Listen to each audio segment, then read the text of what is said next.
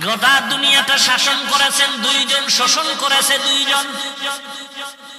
একজন শাসনকর্তা সুলাইমান পয়গম্বর, আর একজন শাসন করেছিলেন বাদশা যুলকারনাইন।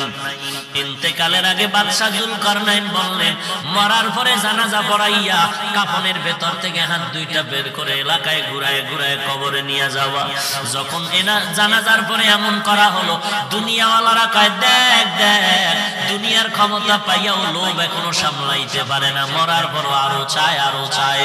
ঈমানওয়ালা কয়, না রে বেয়াকুফ, না না, বাদশা যুলকারনাইন গোটা মানুষের সবক দিয়া গেল, আমি দুনিয়ার পুরা ক্ষমতা পাইয়াও আজ খালি হাতে কবরে যাইতেছি। এরে নবীর উম্মতের দল, কিসের মাস্তানি আর কিসের বাহাদুরি করো? তোমার আপন ছেলে যার জন্য তোমার ঘাম নষ্ট করে কামাই রুজি করে বাড়ি গাড়ি করো, ওই ছেলেটা তোমার গুনার ভাগ নিবে না, ওই মেয়েটা তোমার গুনার ভাগ নিবে না, তোমার মা তোমার আপন গুনার ভাগ নিবে না। দুনিয়াতে যদি মামলায় পড়ে যাও, বিপদে পড়লে দেখছনি মা বাবায় বলে এই সন্তান আমি চাই না, একটু বিপদে পড়লে মা সন্তানের ভুলিয়া যায়, আবার সন্তান মা বাবারে ভুলিয়া যায় স্বার্থের ভরি টানে বলিয়া। অতএব তুমি কার পিছনে দৌড়াও, সব বাদ দিয়া তুমি আমার মাওলার সাথে যোগাযোগ লাগায়া দাও। আল্লাহকে ডাক দিয়া বলো, হে মালিক, দুনিয়াতে এই 70 বছর 60 বছর 40 বছর হায়াতে আমার প্রত্যেকটা সেকেন্ড আমি আমার দুনিয়ার লাইনে ব্যয় করলাম, বন্ধুর লাইনে ব্যয় করলাম, আমার খেলার মাঠের বন্ধুর পিছনে আড্ডা দিয়া সময় নষ্ট করলাম, লেখাপড়ার মাঠে আমার ছাত্র ভাই বোনের পেছনে সময় দিলাম, কর্মজীবনে আবার আমি টাকার পেছনে সময় দিলাম, আজান কানে আসছে মসজিদে যাই নাই, আলেম ওলামার মাইকের বয়ান আসছে বয়ানে যাই নাই, আল্লাহ ওয়ালারা ডাকছে আসো, মুয়াজ্জিন ডাকছে আসো, যাই নাই। ও আল্লাহ, সব জিন্দেগি বরবাদ করে ফেললাম, চোখ দুইটা বন্ধ করে তাকায় দেখি আমার আমল নামায় ভালো একটা নেক আমল নাই। ওরে বান্দা, আল্লাহ যদি জিজ্ঞাসা করে এমন একটা ওসিলা পেশ করো। আইয়ুব নবী এত বিছানায় অসুস্থ, সবাই পোকা পড়ার কারণে দুর্গন্ধে এলাকা ছাড়িয়ে সবাই চলে যায়। আইয়ুব নবী এখন কাঁদতেছে, আল্লাহ সবাই আমারে ছাড়িয়া যায়, তুমি আমারে ছাড়িয়া দিও না রে আল্লাহ। এই কান্নার মধ্যে তাকায় দেখে অনেক বিবি তার ছিল, কয়েকজন বিবি আইসা বলে আমাদের তালাক দেন, আমরাও চলে যাব। আইয়ুব নবী কান্না করে বলে, বিবিরা যাও যাও, আমার জন্য আমার আল্লাহ হলেন যথেষ্ট।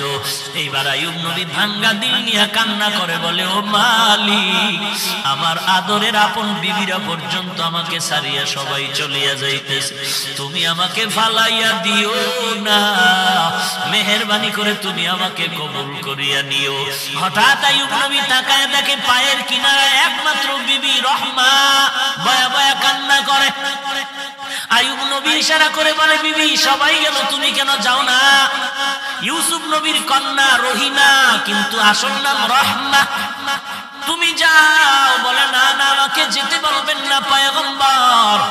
কারণটা কি? বলে, আমি আপনার খেদমতে আমার জীবনটা কাটায় দিতে চাই। কারণ কি? বলে, হাসরের ময়দান তো বড় কঠিন, একটা নেকের কানে মা বাবায় জাহান্নামে যাবে, ছেলে মেয়েরা জান্নাতে যাবে, একটা নেকের ব্যবধানে অনেক সময় ছাত্র জান্নাতে যাবে, ওস্তাদরা জাহান্নামে যাবে, একটা নেকের কানে বক্তা জাহান্নামে যাবে, শ্রোতারা জান্নাতে যাবে, একটা নেকের ব্যবধানে ইমাম সাহেব জাহান্নামে যাবে, মুক্তাদিরা জান্নাতে যাবে, একটা নেকের ব্যবধানে দেখা যাবে পীর সাহেব জাহান্নামে যায়, মুরিদেরা আমল করিয়া জান্নাতে যায়। এরে নবীর উম্মতের দল, রহমা নামের বিবি কান্না করে বলেন, ওই হাসরের ময়দান এমন একটা ভয়ঙ্কর ঘর, একটা জায়গা, সূর্য মাথার উপরে নেমে আসবে, সূর্যের তাপে জমিনটা তামা হয়ে যাবে, ওদিকে জাহান্নামের আওয়াজ, ওদিকে আবার আল্লাহ তাআলার কুদরতের আওয়াজ, ওয়ামতাজুল ইয়াউমা আইয়ুহাল মুজরিমুন, এর গুনাহগারের দল, নেককারদের থেকে তোরা আলাদা হয়ে যা। জাহান্নাম চিৎকার দিয়ে বলবে, রে মালিক, গুনাহগার গুলো সব আমার পেটের মধ্যে দিয়া দাও রে আল্লাহ। সূর্যের তাপে মানুষের গুনাহগারের মাথার মগজগুলো টাস টাস করে ফেটে যাবে, পায়খানার রাস্তা দিয়ে পেটের নাড়িভুড়িগুলো পড়িয়া যাইবে, এমন কান্নার আওয়াজ, জাহান্নামের আওয়াজে হাসরের ময়দানটা থরথর করে কাঁপা শুরু হয়ে যাবে। ওরে নবীরা পর্যন্ত কান্নার আওয়াজ, শুধুমাত্র তোমার আমার নবী সিজদায় পড়ে কাঁদবেন, আল্লাহ জাহান্নামের ফিরাও, আমার একটা উম্মত যেন জাহান্নামে না যায়, আমার একটা উম্মত জাহান্নামে গেলে আমি নবী জান্নাতে যাব না। আল্লাহ বলবেন নবী আপনি কাঁদবেন না, আপনি চিনিয়া চিনিয়া বাছাই করে করে আপনার উম্মতের জান্নাতে নেওয়ার চেষ্টা করেন। এরে নবীর উম্মতের দল, আমার নবী উম্মতের কেমনে চিনবেন? আম্মা জান আয়েশা রাদিয়াল্লাহু আনহা বলেন কোটি কোটি মানুষের মধ্যে উম্মতের চিনবেন কি করে? আল্লাহর নবী বলেন হে আয়েশা, বড় গাভীর পাল, গরুর পাল, বকরির পাল, ওই বকরির পালের মধ্যে যদি কোন বকরির কপালে চাঁদের সাদা চিহ্ন থাকে, এটা চিনা কেমন কঠিন? বলে অনেক সহজ। বলে হাসরের কোটি কোটি মানুষের মধ্যে আমার যারা আসল উম্মত, ওযু বানাইয়া 5 বেলার নামাজ পড়বে, আমি নবী তাকায় দেখবো ওযুর অঙ্গগুলো তাদের নূরের আলোতে ঝলমল ঝলমল করতে থাকবে। আমি নবী বাছাই করে করে জান্নাতের ময়দানে নিয়ে যাব। রফির আব্দুল কাদের জিলানী মাহবুবে সুবহানী কুতুবে রব্বানী রাস্তা দিয়া চলতেছেন, একটা কুকুর সামনে দাঁড়ায় গেল। কুকুর ডাক দিয়ে কয়, বড় পীর আমার কথার জবাব দিয়া তারপরে যাও, বলো তুমি ভালো নাকি আমি কুকুর ভালো? বড় পীর চিন্তায় পড়ে গেলেন, যদি বলি কুকুর তুই ভালো আমি খারাপ, আল্লাহর কোরআনের আয়াতের উল্টা হবে, কারণ বনি আদম হলো শ্রেষ্ঠ। যদি বলি তুই খারাপ আমি ভালো, তো অহংকারী আসিয়া যাবে। আর যদি বলি আমি খারাপ তুই ভালো, তো কোরআনের আয়াতের উল্টা হয়ে যাবে। এখন আমি খারাপও বলতে পারি না, ভালো বলতে পারি না। ভালো বললে আমি নিজে ভালো বললে অহংকারী হবে, আমি নিজে খারাপ বললে তুই কুকুর, ভালো বললে কোরআনের আয়াতের উল্টা হবে। আল্লাহর ওলি বান্দা মুরাকাবায় ঢুকলেন, আল্লাহ জবাব দিয়া দিলেন। এই জবাব পাইয়া ডাক দিয়া কয়, কুকুর কবরে যাওয়ার আগে আমি তোকে বলতে পারবো না আমি ভালো নাকি আমি খারাপ, কারণ আমাকে সবাই বড় পীর বলে ডাক দেয়, কিন্তু মরণের পরে আমার সামনে কিছু যাবে না।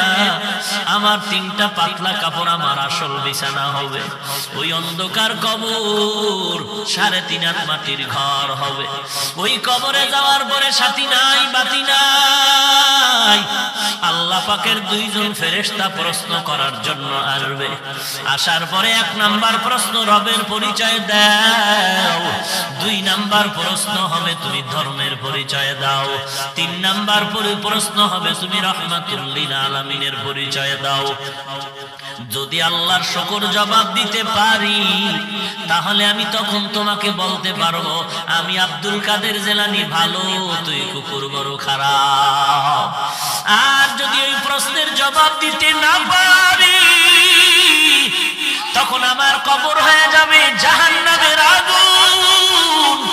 1টা নয় 2টা নয় 70 থেকে 99টা সাপ কবর ভরে যাবে, 2 পার্শ্বের মাটির চাপ। তখন আমি জবাব দিয়া বলতে পারবো কুকুর তুই ভালো, আমি মানুষেও ভালো হতে পারলাম না, কারণ আমার কবরের মধ্যে আগুন জ্বলে, আমার আযাব হচ্ছে, তোর কোনো আযাব নাই।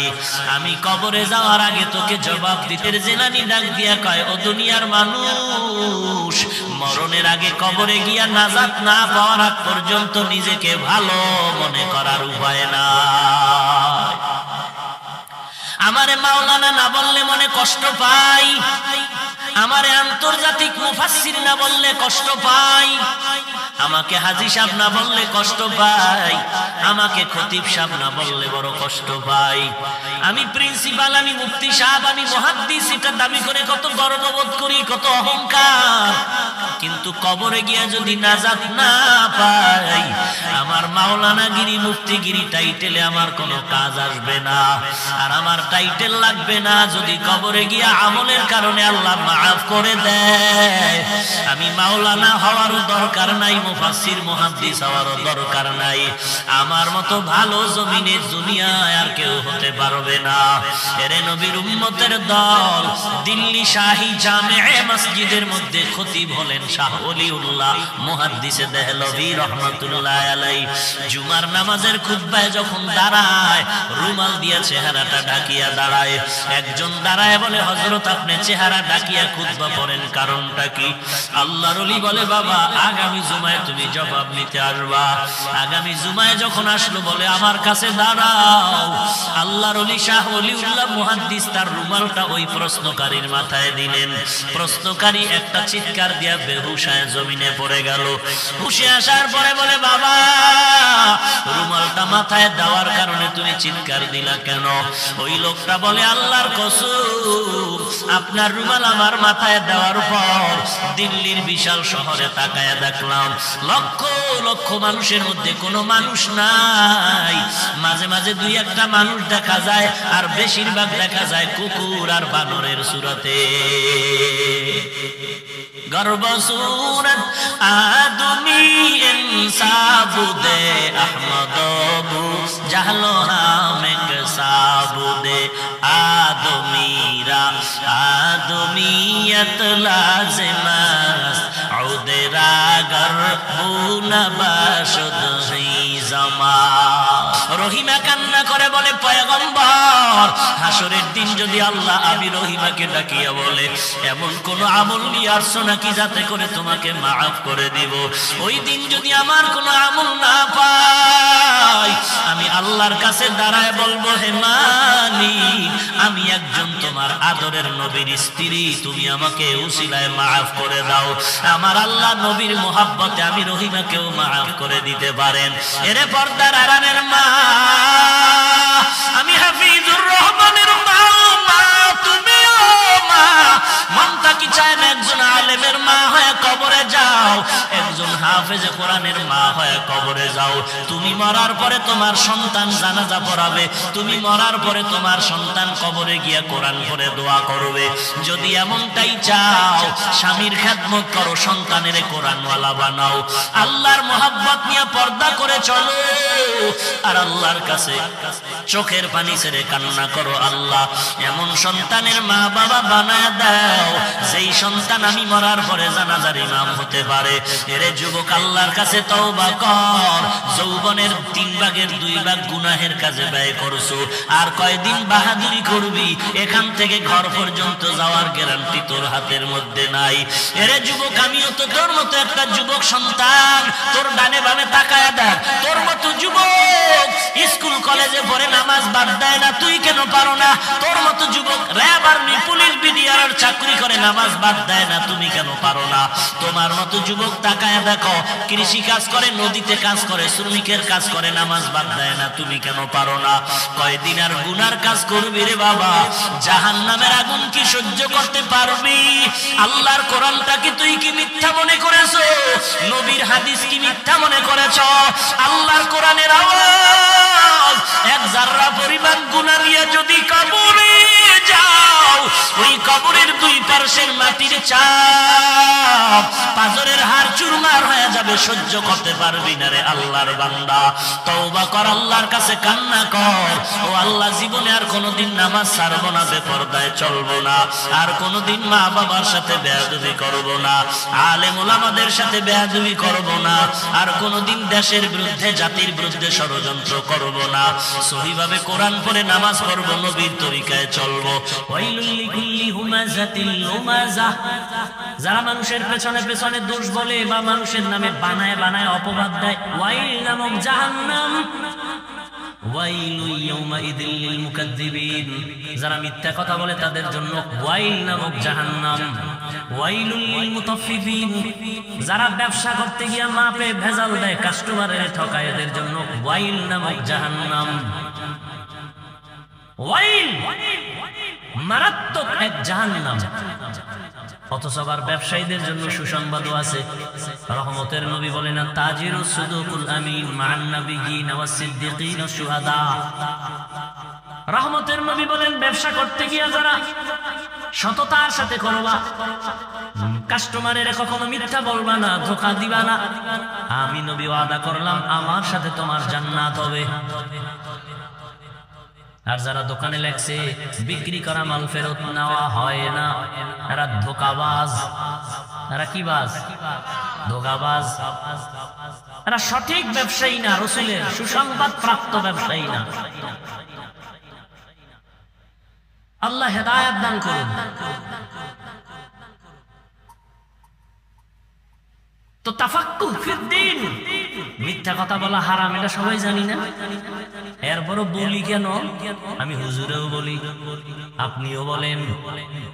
টাকা পাইবে একজনে আমার কাছে, আমি ঘরের মধ্যে মোবাইল কানের মধ্যে লাগায় হঠাৎ করে ধরি না পাওনাদারের যে টাকা পাবে ওর ফোন ধরি না, ফট করে একটা অচেনা নাম্বার দিয়ে দিছে, রিসিভ করে ফেলছে। আরে কই আপনি? ঘরে বই আমি জমি নেই।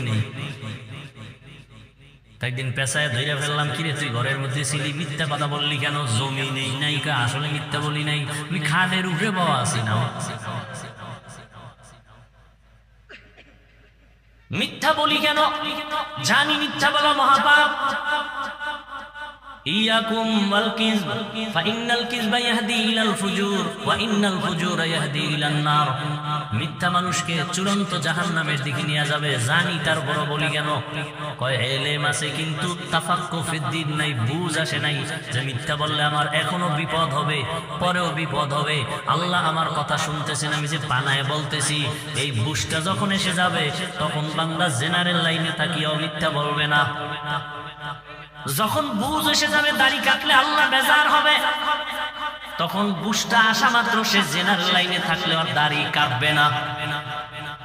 পর্দা করা ফরজ, এরপরও করি না কেন? বুঝ আসে নাই যে আমার বিপদ আসবে দুনিয়াতেই মরার পর। বুঝটা যখন এসে যাবে তখন বান্দা জেনারেল লাইনে থাইকেও পর্দা রক্ষা করে চলবে। আর এই বুঝটা যখন আসবে না, তখন আমি হুজুর হইয়াও মহিলারে নিয়া আড্ডা দিব, গল্প করব। আল্লাহ দ্বীনের সহি সমাজ আমাদের দান করেন। এবার আসেন, আর রহমান আল্লামাল কুরআন খালাকাল ইনসান আল্লামাহুল বায়ান। রহমান হলেন তিনি, কোরআন শিক্ষা দিলেন যিনি। রহমান হলেন তিনি, মানুষ সৃষ্টি করলেন যিনি। রহমান হলেন তিনি, বয়ান শিক্ষা দিলেন যিনি। এই কথাগুলোর ব্যাখ্যা দেওয়ার আগে আমি একটু হালকা ভূমিকা টানবো, এরপরে ব্যাখ্যায় ঢুকবো। উঠা বসা করবেন না, শুরুতেই বলছি আমি আপনাদের কাছের মানুষ, আপন মানুষ। এই মনে করে মাহফিলের বরকত নষ্ট করবেন না। এখানে কাউকে জোর করে বসানো হয় নাই, আল্লাহ দয়া করে বসাইছেন। আপনার কপাল এত খারাপ কেন? আসলে কপাল খারাপ হইলে ফিরায় কে? যদি কপাল পুড়িয়াই যায় তা হাফিজুর রহমান কেন আর মক্কা মদিনার ইমাম কেন? স্বয়ং রাসূলও যদি বয়ান করার কপাল বলেন। রহমতের নবী যাকে দেখলেই জাহান্নামের আগুন হারাম, কেমন মায়ার নবী আমার, এক নজর দিবে পেটের ক্ষুধা নিবারণ হয়ে যাবে। কেমন রহমতের নবী আমার, যেই নবীর শরীর মোবারকে মশা মাছি পড়া হারাম।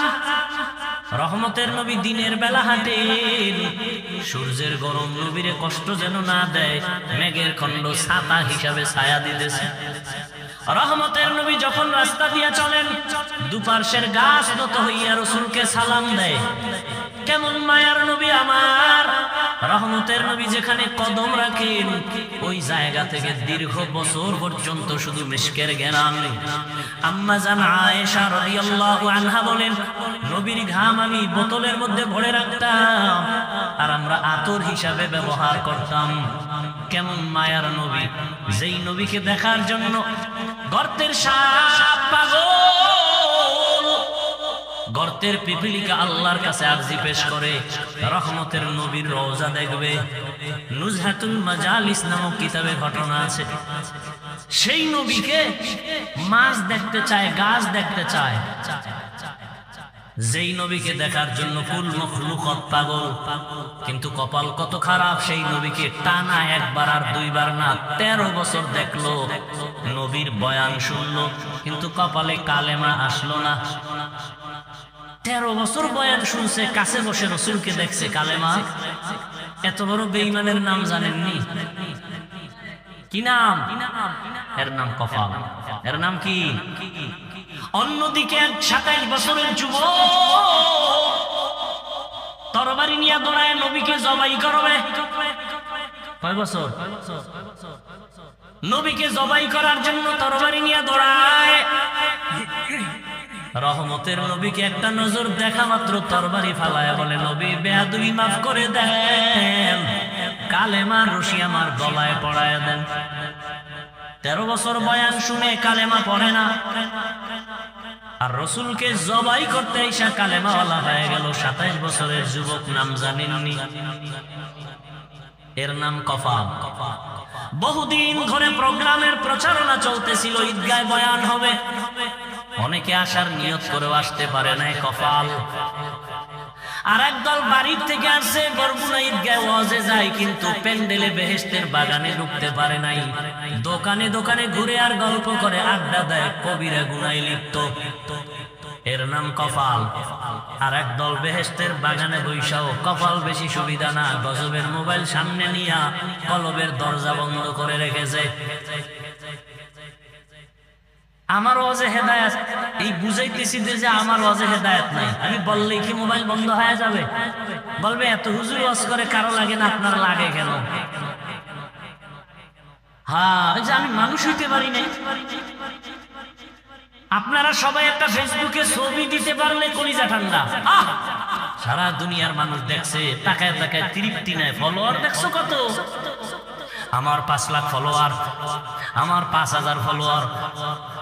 একটা লাইক দিছে, দেখছেন নি? আমি লাইক দিলাম, কমেন্ট করে, হ্যাঁ হুজুর খুব ভালো লাগছে। আপনারও মন, আমারও মন। আপনি একটা ছবি দিতে পারলে দিল খুশি। আর আমার কাছে এটা বিষের মতো লাগে, এই যে স্টেজে ঢুকতেছি, কত মানুষ হাত বাড়ায় দিছে সালাম দেওয়ার জন্য। এক ঝামেলা যে সবার সাথে দিলে ঝামেলা, তারপরও দিতে পারি 2-4 জন। দেই না কেন? দেখি তো মোবাইল ওপেন করা, ওরা সালাম দেয় না, ছবি তুলতে চায়। তাহলে এই সালামে কোনো সওয়াব নেই। এই জন্য আমি নিচে তাকাইয়া ডাইরেক্ট উঠা যাই কারো সালামে। হ্যাঁ, দূরের থেকে আমি মুখ লড়াই জবাব দিই, ওয়ালাইকুম আসসালাম, ওয়ালাইকুম আসসালাম। আমি তো বাইরে যাই কই, ওরে অহংকারী। হ্যাঁ, আপ বাড়াইলাম, এত বড় হয়ে গেছে। হে দিন গো হে, কিন্তু তুমি কি জন্য সালাম দিছো আমি তো টের পাইছি। তুমি একটা ছবি তোলার জন্য সালাম দিছো, এটা ফ্যাশন হবে, বরকত হবে না। এই সালাম আমি জানতে পারলে নিব না। ছবি তোলার সালাম আমি নিব না। আরে বলবে কে? সবাই এদের ভাগল, আমগো জাতি ভাইরাও ভাগল। একজনে ছবি তুলতে একা, হুজুর ডোন্ট মাইন্ড, একটা ছবি যদি আল্লাহ উসিলায় কিয়ামতে মাফ করে।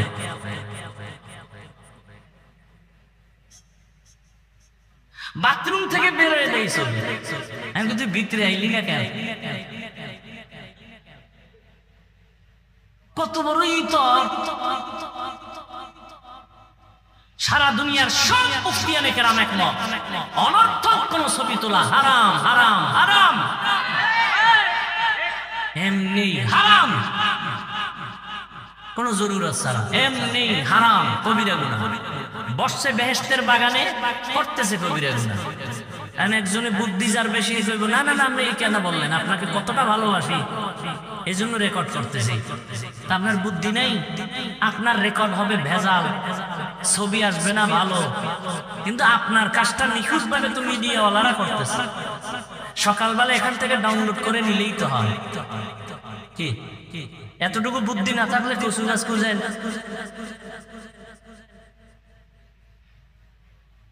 কেন মোবাইলটা দেখান লাগবে? আল্লাহ না করুন এই মোবাইল ধরে রয়েছেন, তো যারা নেওয়ার এরা টার্গেট করতেছে, কার্ডটা নিলে আমার 2 দিনের বাজার হইব। মোনাজাতের পরে তো মোবাইল দৌ, আপনি এনে খুঁজবেন মোবাইল কই? তো পাকা মাঠ, আপনার কি ভিতরে গেছে নাকি? যে নিচে তো লয়ে দৌ। আপনার কপাল ভালো যে আপনারটা পছন্দ করছেন, সবার মোবাইল তো পছন্দ হয় না, আপনারটা পছন্দ হয়ে গেছে নিয়ে গেছে। এইবার যে পুরা টাইম রেকর্ড করলেন আর মোবাইল চুরি হয়ে গেল, আমও গেল সালাও, এই আকামটা করার লেগে পাগল হয়ে গেছে। আল্লাহ সব ভাইকে সহিহ বুঝ দান করেন। আল্লাহ তো রহমতের নবীকে 13টা বছর দেখলো কালেমা পড়লো না, আর তরবারি নিয়ে আসছে জবাই করতে, কালেমাওয়ালা হয়ে গেছে। এত পাওয়ার আল্লাহ ওমরকে দিলেন। নবী বলেন লাউ কানা বাদি নাবিয়্যুন লাকানা উমর, আল্লাহ আমার পরে নতুন আরেকজন নবী যদি কাউকে বানাইতেন ওমর হইতো নবী। এবার জানা থাকলে বলেন ওমর কি নবী? যদি নবী হইতো তো ওমর হইতো। ওমর যেহেতু নবী না, গোলাম আহমদ কাদিয়ানীও নবী না। আল্লাহ হেদায়েত দান করে। কাগো কাদিয়ানীও আমার দরকারই নেই, আমনের হেদায়েতে চিন্তা করে। এখানে বের কইতেছেন কাফের কাফের, দোহানে যায় প্রাণের জুস খায়। আসেনি সিজন কোম্পানি, প্রাণ কোম্পানি, আরএফএল কোম্পানি সব কাদিয়ানী কাদিয়ানী কাদিয়ানী। ঘামের টাকা দিতেছেন ওদেরকে। আল্লাহ হেদায়েত দান করুন। দুনিয়াতে আল্লাহ মানুষ পাঠাবার আগেই মানুষকে সৃষ্টির শ্রেষ্ঠ মর্যাদা দিবেন আল্লাহ সিদ্ধান্ত নিয়ে নিলেন। পাঠাবার পরে না আগে আল্লাহ সিদ্ধান্ত নিলেন, স্থায়ী না অস্থায়ী। স্থায়ী সিদ্ধান্ত নিলেন মানুষ হবে সৃষ্টির শ্রেষ্ঠ। নূরের সৃষ্টি শ্রেষ্ঠ না, আগুনের সৃষ্টি শ্রেষ্ঠ না, মাটির সৃষ্টি মানুষ। কথা বলেন না কেন? সিদ্ধান্ত কার? মানুষ পাঠাবার পরে না আগে? অস্থায়ী না স্থায়ী? জানা থাকলে বলেন আল্লাহর এই স্থায়ী সিদ্ধান্ত মানে নাই কে? ওয়ালাকাদ কাররামনা বানি আদম ওয়া হামালনাহুম ফিল বাররি ওয়াল বাহরি ওয়া রাযাকনাহুম মিনাত তাইয়্যিবাত ওয়া ফাদ্দালনাহুম আলা কাসীরিন মিম্মান খালাকনা তাফদীলা। বনি আদম বড় দামি প্রাণী আল্লাহ বানাইলেন। আল্লাহ বলেন এদের এত দাম, জমিনে চলার জন্য পথ দিলাম, পানির মধ্যে চলার মতো ব্যবস্থা আমি করলাম। পানির মধ্যে চলে মানুষ। দুনিয়ার প্রাণী যেটা পানির মধ্যে চলতে পারে না, উপরে চলতে পারে না, মরে যায়। কিছু প্রাণী আছে স্থলে চলে, মাটির উপরে চলে, পানির মধ্যে পড়ে গেলে মরে যায়। মানুষ এমন এক সম্মানিত প্রাণী, ওরা চাইলে মাটির উপরে চলবে, মরবে না। পানির ভেতরে চলবে, মরবে না। পানির উপরে চলবে, মরবে না। হাওয়ার উপরে চলবে, মরবে না। এই সম্মানকে দিলেন। দেখা যা কুরআন মে আয়ে মুহতারাম মুস্তাফা কি উম্মতে খায়রুল উমাম। বনি আদম বড় দামি, এদের জন্য আল্লাহ বলেন আমি উত্তম খানার আয়োজন করেছি। আমি পিপিলিকার খানাও দেই, আমি উড়ন্ত পাখির খানাও দেই। হাজারো কোটি মাছ নদীর মধ্যে খানাকে দেন। জঙ্গলের ভেতরে হাজারো প্রাণীকে খাওয়ায়।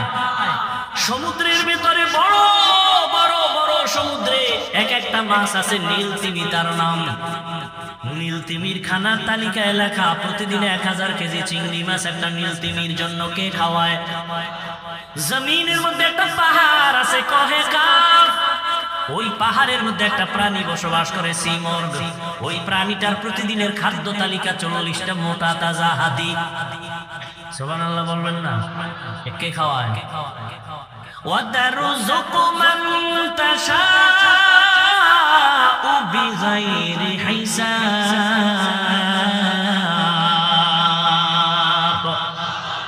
گر توکل می کنی هر صبح و شام میرساند رزق تو از لامقام جز بحق چی زیمخ از این سجا فضل تو عامست در جملا جہاں।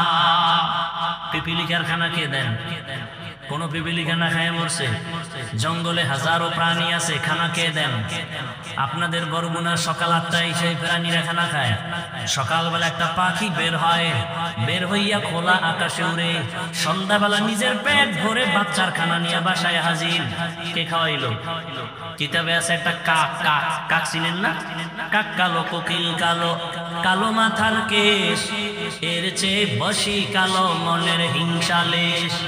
নিম তিতা, নিন্দা তিতা, আরো তিতা খর, এর চেয়ে বেশি তিতা 203-এর ঘর।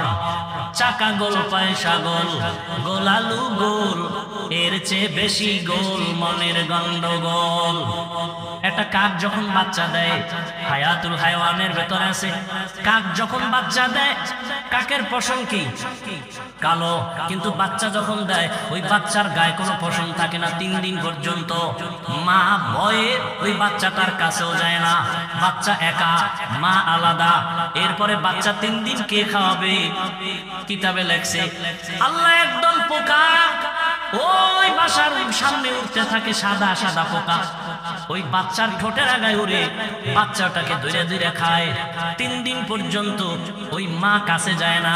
আল্লাহর কুদরতে ওই বাচ্চাটা পোকা খেয়ে খেয়ে 3 দিনের মধ্যে সাদা শরীরে কালো পশম চলে আসে। যখন কালো পশম চলে আসে, বাচ্চাটার ভয় মায়ের অন্তরে থাকে না। তখন মা